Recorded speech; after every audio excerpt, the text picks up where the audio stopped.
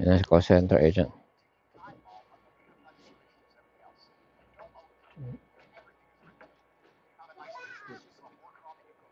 Okay?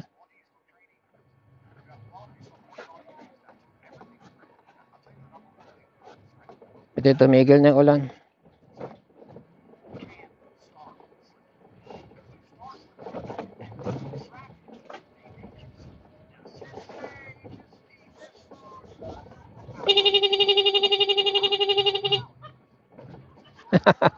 Hindi talaga tatabi. Anong wala sa may-ari?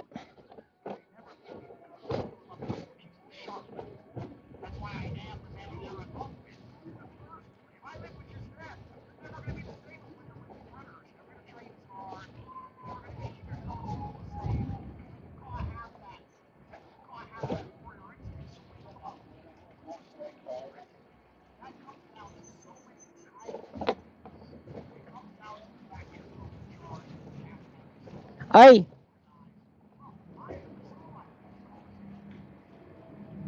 Hindi ba na ano yung tinapay sa toaster oven? Wala namang natutong sa oven? Okay. Naiwanan ko kasi naka-on eh. Buti naman.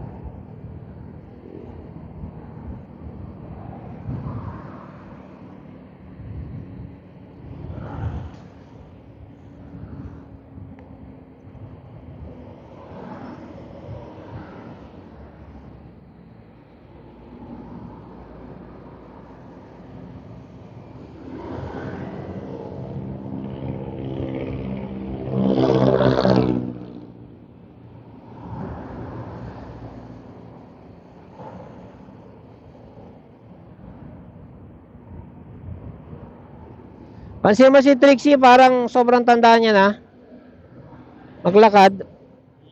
Si Trixie, sobrang tanda niya na kahit maglakad. Hindi ko malapit na yon.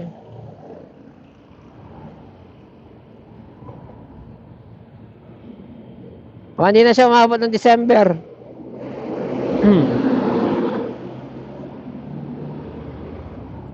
Mahaba na yung January. Kung 10 taon na siya sa tao, 70 years old.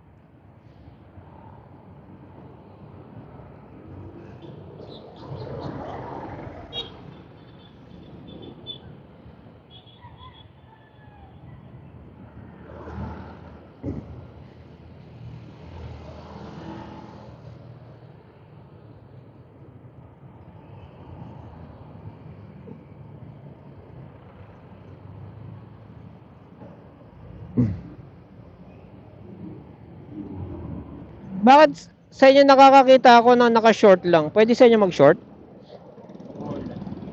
Ah,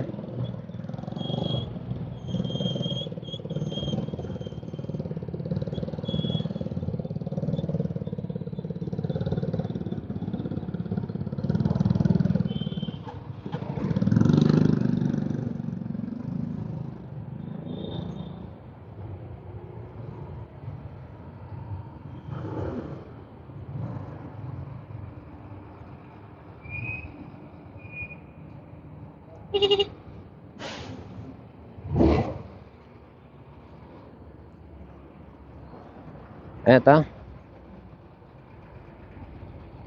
Kaya nga,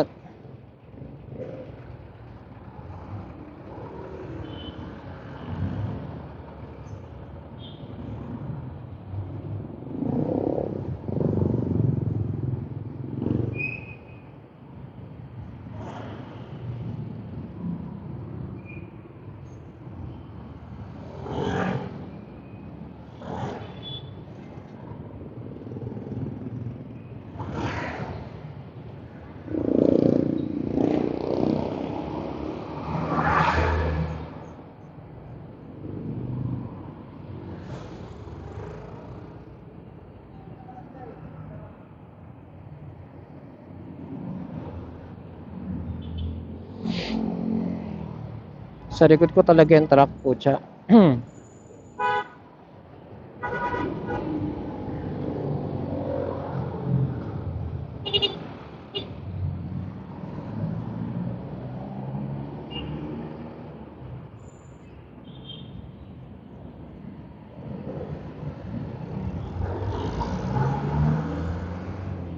Yabang naman ng tricycle na yun. Ang angas pa ng ganun hayop. Kanina, yung sisingitan namin. Klase ka rin, ha.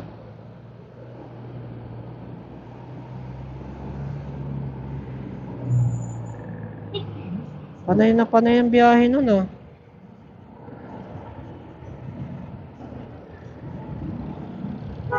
Parang araw-araw.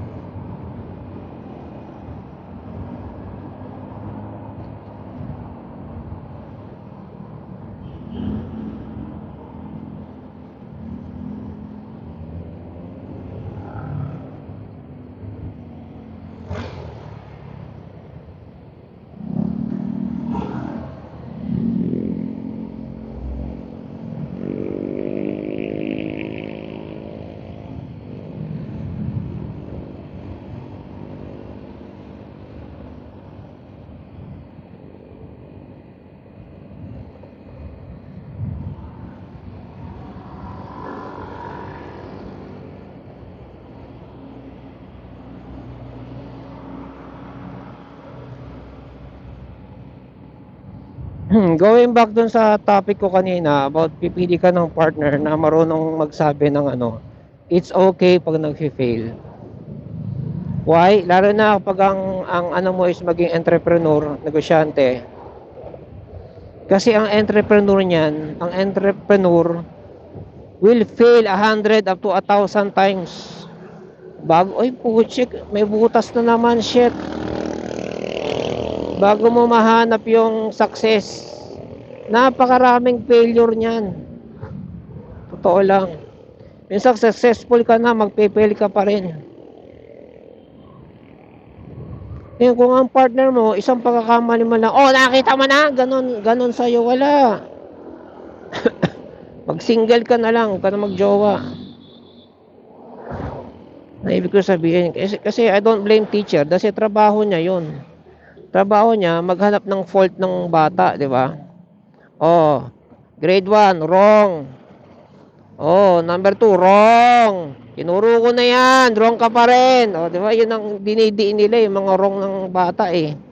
Tapos ginagawa niya yan sa akin, kaya pag nag-aaway kami, sinasabi ko siya, palagay mo sa akin grade 1? Para ganyanin mo? Wala kang respeto ah.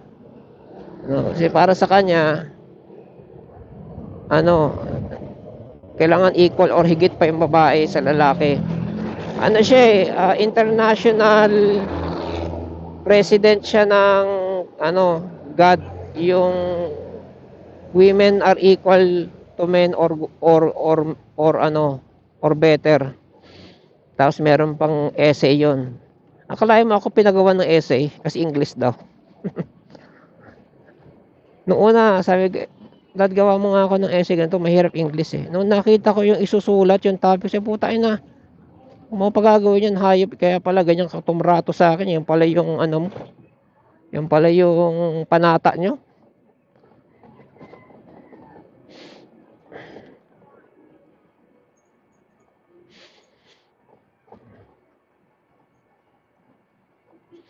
Maraming failure ang ano, haharapin ang entrepreneur.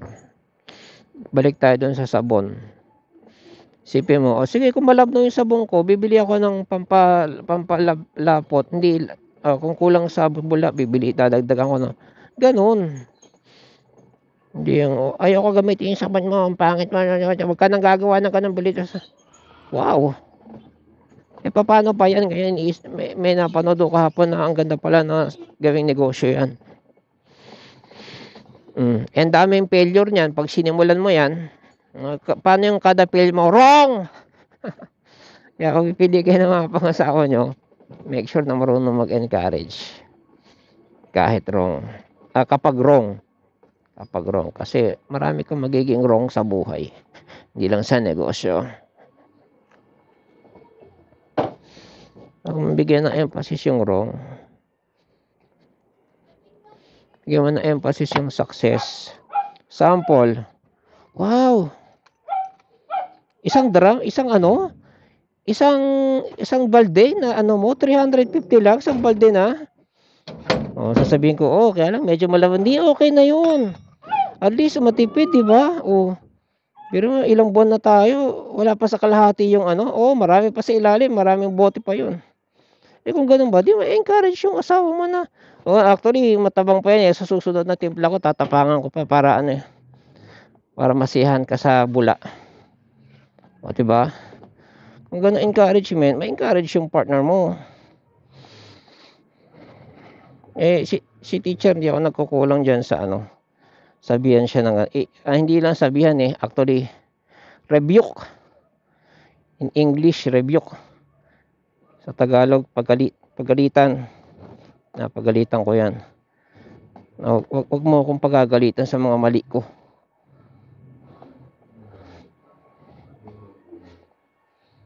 Naging source ng away namin yan. Ayun lang. See you later. Mamaya, last sundo sa kanya. So, medyo makabawi na tayo. Pwede ako mag-gym ngayon kung maglalakad ako. Lakad na lang. Kaya nga mag-gym, mag-exercise, diba? Hindi na ako mag-bike, lakad na lang. Malapit na naman gym. See you later.